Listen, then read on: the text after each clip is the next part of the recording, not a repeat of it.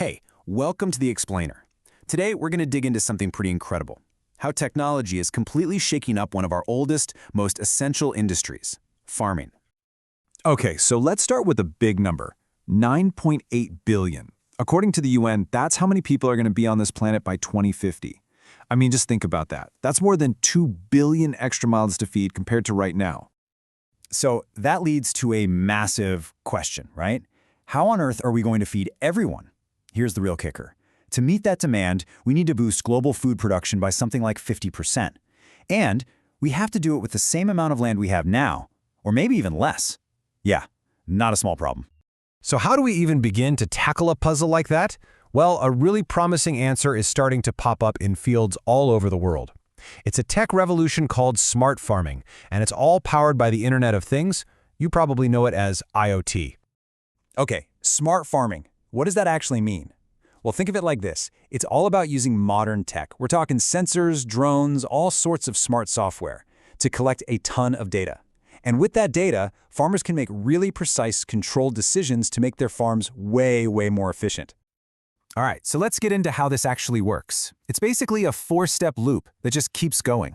First, you have the observe phase. This is where sensors act like the farm's eyes and ears, just collecting data 24/7. Then, all that info gets sent up to the cloud to diagnose what's going on, spot problems or needs. Step 3 is decide. This is where the farmer, and sometimes an AI, looks at the diagnosis and figures out the best plan. And finally, you act. Automated systems or the farmers themselves carry out the plan with pinpoint accuracy. Then, the whole cycle starts over. Okay, so what kind of tech are we actually talking about here?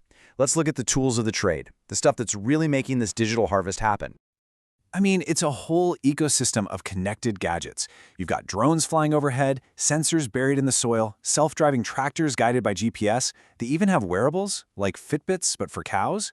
All of this stuff is totally changing what a day on the farm looks like.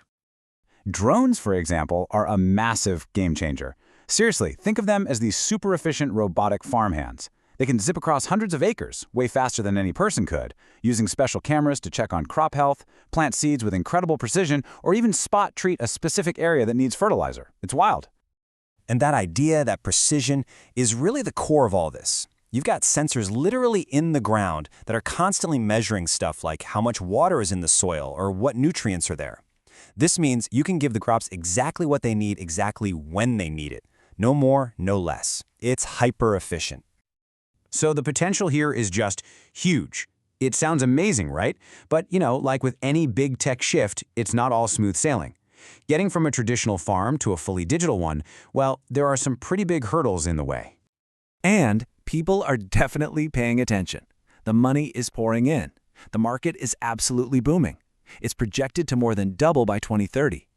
That tells you there's a ton of investment and a real belief that this is the future. But here's where things get tricky. You've got this tug of war happening. On one side, the promises are incredible. We're talking bigger harvests, saving a ton of resources. Some studies have shown you can cut water use by up to 50% and reducing labor costs. But then, on the other side, you've got the real-world problems that farmers are up against. And look, these aren't minor issues. First off, the price tag. This gear is expensive, and that high initial cost is a huge barrier for a lot of farms. Then there's data security. That's a big one. And maybe the most basic problem, a lot of rural areas just don't have good, reliable internet, which all this tech needs to work. Oh, and good luck getting a drone from one company to talk to a sensor from another. It can be a real nightmare. So, yeah, there are challenges. But despite all that, a lot of experts are saying this isn't just another upgrade. This isn't just a slightly better tractor. They're seeing this as a full-blown revolution in how we grow our food. In fact, people are calling it the third green revolution.